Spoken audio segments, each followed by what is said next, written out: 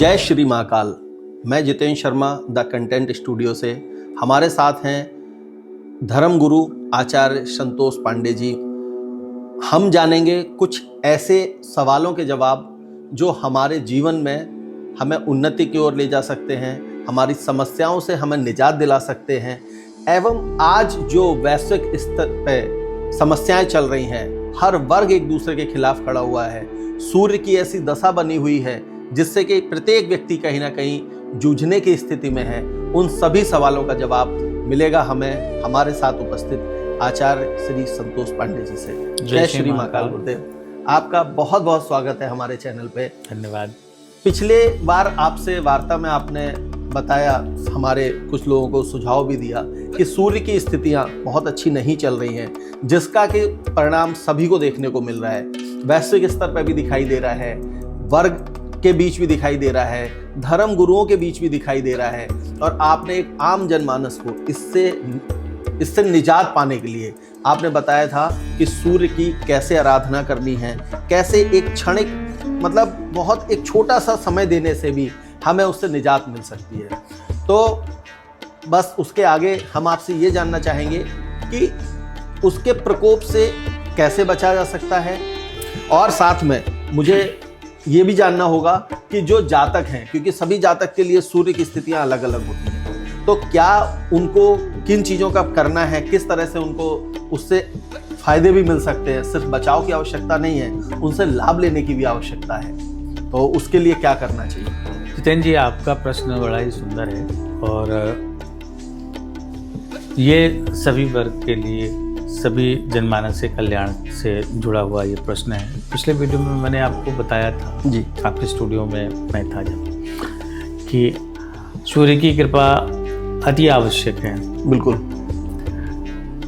और उसके उपचार के लिए प्रत्येक व्यक्ति को अपने अंदर एक धर्म आचरण करना होगा कि प्रातः वेला में उसको उठ करके और सूर्योदय से पूर्व उसको एक ताम्र पात्र में जल ले करके थोड़ा सा कुमकुम डाल करके भगवान सूर्य को, यदि वो उसके पास किसी भी मंत्र का ज्ञान है तो वो आप प्रयोग करें, अन्यथा ना प्रयोग करें। और भगवान सूर्य को अर्घ्य दे करके आत्मिक रूप से सूर्य को प्रणाम करें। अपनी जो पीड़ा और व्यथा है, अपनी जो विशेष बातें हैं, वो भगवान से आत्मिक रूप से कर सकता है। लेकिन आपने एक बात कही कि क्या कोई अन्य भी है जो इस समस्त व्यवस्था को संतुलित करने का अधिकार रखता है, क्षमता रखता है, हस्तक्षेप करने की व्यवस्था में। तो आपको बता दूं कि सभी देवों के देव है महादेव। आप भगवान महाकाल के अनन्य भक्त हैं जी, मैं उनके चरणों का दास हूँ जी। तो सभी देवों के महादेव हमारे जो है वही एक ऐसे हैं जो इस विकट परिस्थिति में राष्ट्र को, वैश्विक स्तर पर व्यवस्थाओं को, हमारे जो प्राणांत होने की स्थितियां हैं, आपको देखना पड़ रहा है, देखने हुए ताज्जुब हो रहा होगा कि समाज के हर वर्ग में एक द्वंद्व व्याप्त हो गया है। बिल्कुल है।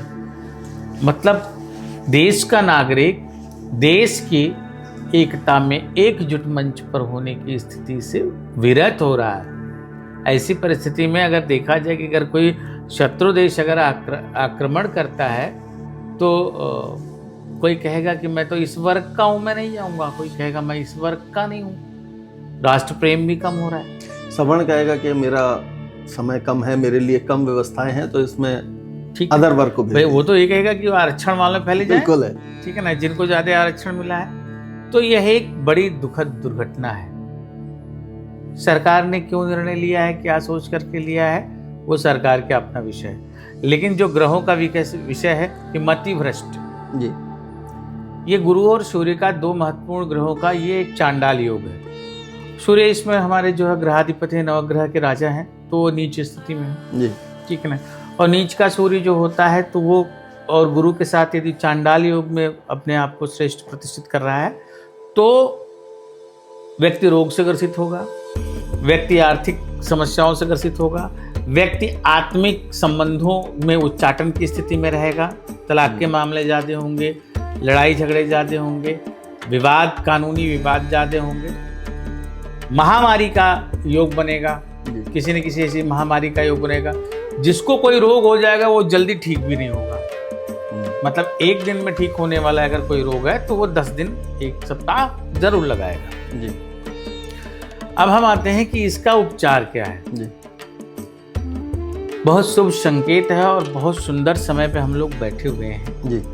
फरवरी मास के प्रथम सप्ताह के प्रथम दिवस पर हम लोग वार्ता कर रहे हैं। तो आने वाला जो शुभ संकेत है महाशिवरात्रि, जी, जो कि इसी माह में, इसी माह मध्य में माह के द्वितीय सप्ताह में जी पड़ेगा। ये महाशिवरात्रि में महादेव की असीम अनुकंपा यदि व्यक्ति प्राप्त करे तो भारत ही नहीं संसार के जितने भी जातक हैं सबको भगवान सूर्य की कृपा का आशीष प्राप्त होगा। जैसे हम दंड झेल रहे हैं, ठीक उसी तरह से विपरीत होगा कि हम कृपा का आशीष प्राप्त कर लेंगे। करना क्या चाहिए? हम कैसे महादेव के चरणों में कौन सी वंदना करें, कौन सी अर्चना करें कि हमें प्राप्त हो? कुछ नहीं, बहुत सीधा सा प्रयोग है, बहुत सीधा सा, बहुत आसान है। सिर्फ केतकी का फूल छोड़ करके महाशिवरात्रि पे करने योग्य कार्य सिर्फ केतकी का ध्यान ये रखना होगा। सिर्फ केतकी का पुष्प छोड़ करके या केतकी के पुष्प से बना हुआ सुगंधित, जैसे आजकल इत्र आ रहा है या धूप बत्ती अगरबत्ती आ रही है, उसको छोड़ करके। गुरुजी, इसमें लोग केतकी का फूल भी समझ पाना थोड़ा सामान्य भाषा में कौन सा फूल होता है? मुख्य रूप से तो देखिए केतकी के कई स्वरूपों में है पुष्प। केतकी के पुष्प की एक कहानी है जो मैं आपको विस्तार में बताऊंगा कभी, लेकिन आप केतकी का पुष्प, वैसे मैं आपको कहूंगा कि केवड़े से भी दूरी बनाए रखें जी। केवड़ा और केतकी दोनों एक ही वर्ण के हैं, तो आप जैसे लेवेंडर लेके आते हैं जी, ठीक है ना, अंग्रेजी में लेवेंडर नाम है उसका जी।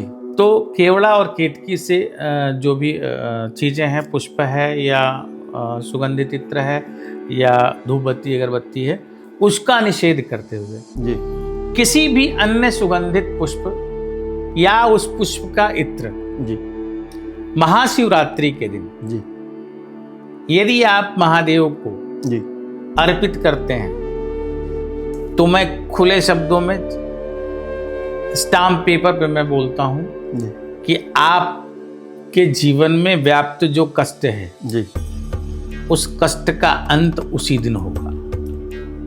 मतलब एक छोटे से प्रयोग से, शिव की आराधना से जीवन के सारे कष्ट कटने का उपाय है। और यह संयोग इस शिवरात्रि पर बना हुआ है। तो हम सब सौभाग्यशाली हैं। और ऐसी शिवरात्रि का महायोग जो बना हुआ है वो लगभग आज के 2000 वर्ष पहले का पंचांग की सबसे बड़ी खगोलीय घटना है ये। और मेरा सुझाव है सभी उन धर्म प्रेमियों को, सनातनी बंधुओं को और समाज के उन सभी जो धर्म में आस्था रखते हैं, अच्छे आचरण को रखते हैं, कि महाशिवरात्रि के दिन रात्रि का जागरण करें। पूर्व या उसके अगली वाली रात को नहीं, आप 14 तारीख की जो रात्रि होती है जी, वो संयोग रात्रि है, ठीक है ना जी। 15 तारीख की रात्रि है वो शिवरात्रि है, अच्छा, ठीक है ना। तो 2 रातें हैं, 2 रातों में किसी भी रात में आप जाग करके शिवार्चन करिए। अपने शिवालय के आसपास जो भी सेवा करने का अवसर मिले वो सेवा करिए। और प्रातः बेला में आप अच्छे से स्वच्छ होकर के, संभव हो तो कुछ नवीन वस्त्र पहन करके, क्योंकि महादेव की विवाह का संयोग। बिल्कुल बिल्कुल, ठीक है। हम अपने किसी के विवाह में जाते हैं, नवीन वस्त्र, अच्छे वस्त्र पहन के ही जाते हैं। तो एक अच्छा बाराती बन करके एक अच्छा बाराती बन करके, और आप अपने आप को ये तय कर लीजिए कि मैं कन्या पक्ष का हूं या वर पक्ष का हूं। लेकिन जो तय करिए वो पूर्ण विश्वास के साथ तय कर लीजिए कि हाँ मैं इसी पक्ष का हूं। और शिवालय में पहुंच करके महादेव के चरणों में वह पुष्प, जलपात्र से जल, और इसके अलावा आपको कोई अन्य चीज की भी श्रद्धा अगर होती है महादेव की सेवा करने के लिए तो उसको आप करिए। लेकिन सुगंधित इत्र या अति सुगंधित पुष्प उनके स्थान पर आपको अर्पित करना है। मंत्र आपको कुछ भी आता हो, ना आता हो तो भी कोई दिक्कत ओम नहीं। नमः शिवाय। अपने ध्यान में महादेव के जिस स्वरूप को आप स्मरण करते हैं, जिस भी स्वरूप में महादेव का स्मरण करते हैं, बस उन्हें स्मरण करिए और उनको एक लोटा जल और एक सुगंधित पुष्प या सुगंधित इत्र वो उनके शिवलिंग पर आप अर्पित करते हुए धूप दीप जो है वो शिवलिंग के बाहर आप करिए, क्योंकि भीड़ बहुत रहेगी उन दिनों में। ऐसा करने मात्र से आपका जो भी विशेष कष्ट है, जिस कष्ट की निवृत्ति के लिए आप शिवालय पहुंचेंगे, आप अपने घड़ी में समय नोट कर लीजिएगा कि अगर आपने सुबह के प्रातः के 8 बजे आपने जल चढ़ाया भगवान को जी, तो 8:10 पर आपकी उस समस्या का समाधान आपके पास प्रस्तुत होगा। जी। और ये मैं पूर्ण विश्वास के साथ, और मैं सभी से आग्रह करूंगा कि इस शिवरात्रि को शिवालय जाना ना भूलें। जितना भी हो सके शिवालय के अंदर, शिवालय के आसपास जितनी भी सफाई करनी हो करें, वहां पे रोशनी करें। जितनी भी सेवादारी आप कर सकते हैं, जितने विकलांग लोगों की कर सकते हैं, या जो जिनका कोई पालनहार नहीं है, उनकी सेवा आप करिए। वस्त्र इत्यादि जो आप दे सकते हैं, किसी को अगर नहीं है तो उसका भी प्रतिफल आपको मिलेगा। अगला विषय मैं ये कहना चाहूंगा कि किसके जीवन में, किस जातक के जीवन में सूर्य की क्या स्थिति है। एक शिवरात्रि को लेकर सवाल था, इस शिवरात्रि पे क्या उपवास रखना चाहिए या उपवास का क्या महत्व है? देखिए, उपवास आपको अन्न का नहीं करना चाहिए जी, लेकिन तमाम ऐसे लोग हैं, उनके अपने निजी मत हैं जो अन्न का उपवास करते हैं। महादेव का विवाह है। हाँ, मतलब विवाह है तो हम तो खुश हैं, हमें तो और ज्यादा व्यंजन का... विवाह में एक मर्यादित बाराती बन करके रहिए। विवाह की बारात की जो मर्यादा है, उस मर्यादा में आपको रहना है। बाकी उपवास की कोई आवश्यकता नहीं। आप अच्छे नूतन वस्त्र पहनिए।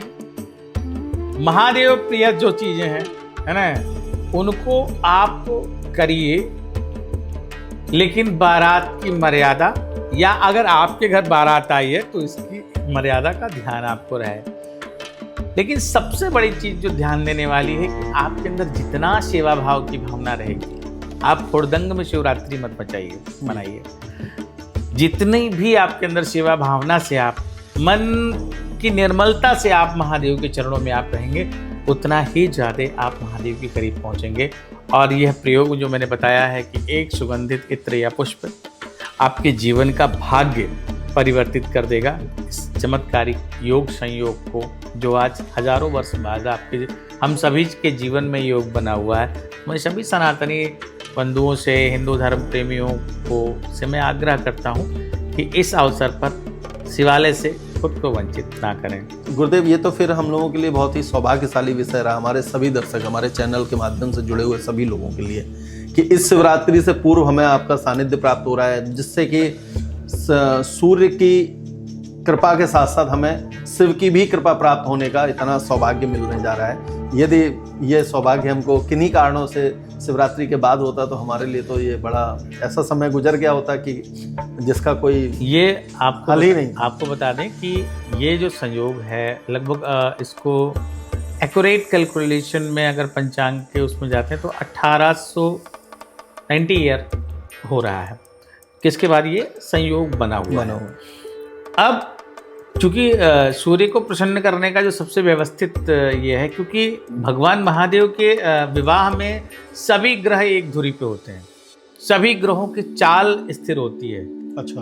और उस दिन उनकी व्यवस्था में जो भी व्यक्ति शामिल है, सभी, क्योंकि वो सब तो शिव के बाराती हो गए, तो उन पे तो कृपा करनी ही पड़ेगी। हाँ, उनकी महादेव की व्यवस्था में जो भी व्यक्ति शामिल है, ठीक है ना, वो उसकी जय जय हो जाएगी। तो अगर जय जय कराना चाहते हैं, अपनी महादेव के कृपा पात्र बनना चाहते हैं, तो ये उपचार बिल्कुल करें। बाकी शेष किन किन 12 राशियों में किन किन के लग्न में स्थितियों में सूर्य की वक्री स्थिति है, नीच की स्थिति है, उच्च की स्थिति है, इसको जानने के लिए आपके चैनल के माध्यम से हमें संपर्क कर सकते हैं। और जो भी आपके चैनल के माध्यम से संपर्क करेगा, धर्मावलंबी, धर्म प्रेमी, उसकी सेवाएं पूर्ण रूप में निःशुल्क की जाएंगी। मतलब गुरुजी जो भी इसके माध्यम से आएगा उसको 1 लाख रुपए का लाभ होने वाला है, क्योंकि जैसा कि मैं अभी तक जानता आया हूँ कि आपकी जो फीस है वो 1 लाख रुपए से कम नहीं है प्रति व्यक्ति। हाँ, मेरी फीस लेकिन जो है वो सब शिवार्थ है, क्योंकि जो भी आय है वो सब शिव के निमित्त है। बिल्कुल है, बिल्कुल है। तो आय का माध्यम पुण्य ही मेरे पास है। द्रव्य देखने में इसलिए 1 लाख रुपया उन लोगों के लिए है कि जो धन को धर्म समझते हैं, और जो धर्म को धर्म समझते हैं उनके लिए सेवाएं निःशुल्क हैं। और मैं आपके स्टूडियो के माध्यम से, आपके माध्यम से अभी मैंने कहा भी कि जो भी व्यक्ति संपर्क करेगा उसकी सेवाएं निःशुल्क हैं, ये मैंने स्वयं बोला है। कारण क्या है कि आप एक अच्छे शिव प्रेमी हैं, भगवान महादेव की असीम अनुकंपा है, और एक स्नेह है कि आपके स्टूडियो में मैं निरंतर तीसरी बार मैं आ चुका हूँ। तो महादेव की जरूर कुछ व्यवस्था है, उनके आदेश से कृपा है। ठीक है, तो जय श्री महाकाल। आपका बहुत बहुत धन्यवाद गुरुदेव। आप सभी को प्रसन्नता होगी ये जान के, और मुझे लगता है आप सभी को अच्छा लग रहा होगा ये सुन के कि हम लोग शिवरात्रि से पूर्व गुरुदेव का सानिध्य पाया, जिससे हमें ये पता चला कि हमारे जीवन में मतलब एक ऐसा समय आने वाला है जिस समय, मतलब क्या पिछली बार बताया था कि 1 लोटा जल सूर्य को, और यहाँ मात्र 1 लोटा जल एक फूल के साथ शिव को 10 मिनट में हम वो पा सकते हैं जो हमने सोचा भी ना हो, या जो समस्याएं हमारी चल रही हैं उन समस्याओं को लेकर शिव पे अर्पित कर देना है, और उसके परिणाम हमको 10 मिनट बाद से देखने मिलने लगेंगे। हृदय में आपके उनके प्रति भरोसे की आवश्यकता है, उनके प्रति श्रद्धा की आवश्यकता है, बाकी तो सब शिव जानते हैं, शिव ही करेंगे। जय श्री महाकाल।